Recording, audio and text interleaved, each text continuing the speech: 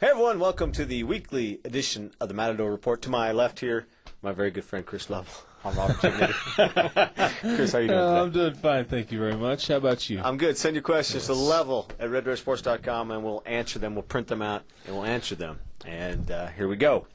Starting out with, we're going to get right into this because you called out a late call for entries and we still have a lot. Yes. So let's go with them. Let's just get right into them. A lot of entries into the party there. This is from McTrees02 with Leach Fantasy Camp 3 right around the corner. I think it's time for some hard-hitting predictions on the 40 times for the following. Doc 20.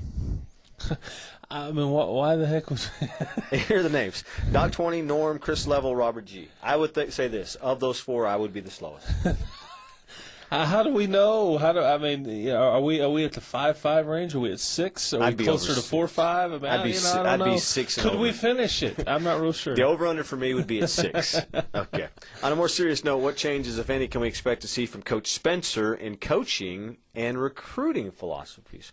Well, I think recruiting, he said it on our show, spend much more time at home as far as the home area. He said you start from inside and then you grow up from outside. And I do think with Coach Gustafson on staff now, and of course Coach Spencer has some of those ties. You'll see him, I think, go back to the West Coast like Absolutely. they did back in Larry Hayes' heyday. But I think you really want to concentrate on keeping the local guys here and then go from there.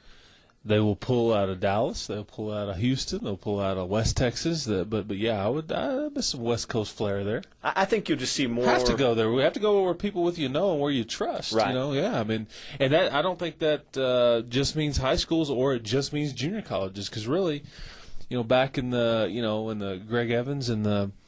Frank Anderson. Yeah, there you go. Yeah. I was drawing a blank there. Back in that era, it was pretty much strictly junior college when they'd go West Coast. Not many high school guys, but I don't think that they'll be limited to one or the other if they do go to the West Coast. But you'd be crazy not to. That's where you know people and you trust people, and there are good prospects. There's a lot of good baseball played on the West Coast. So it'd be interesting to watch to see what happens State, with Coach Spencer. Yeah, Fresno State, just out of the blue. National champions. Oregon State, the 2 years before that. Yep. Oh, by the way, who was on that staff? Dan Spencer. All right. Thanks for taking the time to do this, guys. McTrees. Oh, well, it's no problem. It's our really. pleasure. Yes. All right, this one's from Randy. A couple of questions. Number one, regarding preferred walk-ons, can you confirm those players Tech has extended the preferred walk-on status to for the upcoming year? I know Garrett Riley and Tanner Foster have been mentioned previously. Yeah, they have been, but, we can't confirm any of those guys because none of it's, they're not binded by anything. I mean, Jeremy Watson had an offer extended to him, too, and he's since changed his mind. You will not know that until these guys officially report. But yeah, I mean, he's touched on two of the guys that are in the mix. I expect those two guys to still be a part of it. As far as the other guys, I think there's a holder / deep snapper that may be in the mix as well. But Jeremy Watson was going to be a part of that deal too, and any of these guys can change their mind whenever they want. That's the thing about being a walk-on, whether preferred or other. You're not bound to be here. No. I mean, that maybe more of those guys will end up at West Texas A&M. Who knows? Okay, and this one also this is actually Tech Rocks. Randy is Tech Rocks, I should say that. The scheduling of the SMU game for 2009 is SMU subject to making a payment of some kind to Tech for bowing out.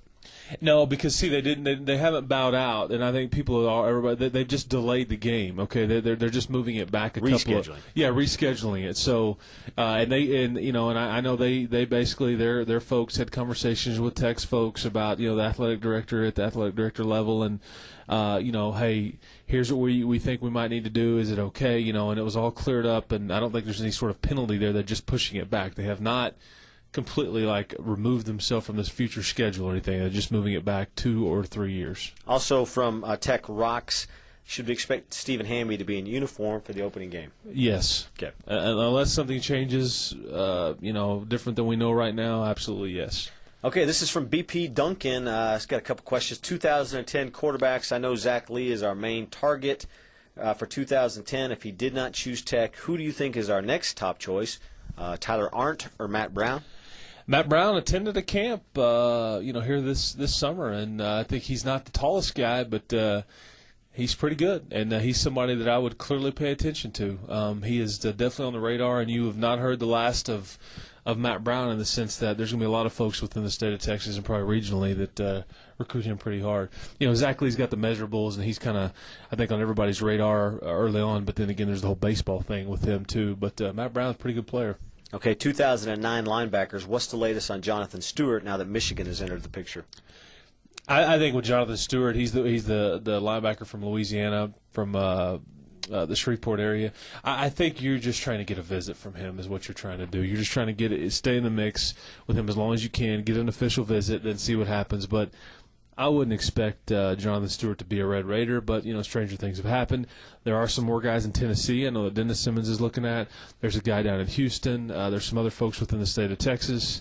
But linebacker is definitely not done for in the 2009 class, I can tell you that. Okay, and if you're new to the Matador Report, you might not know that I read all compliments that are put on here, and I think BP Duncan is taking advantage of that. He said, you guys do a great job, especially Robert Giovannetti. Yeah, there's several people, I think, that are saying hi to you on some of these comments. Because I said that, and we will mention these compliments. Yes. Next one's from Aaron.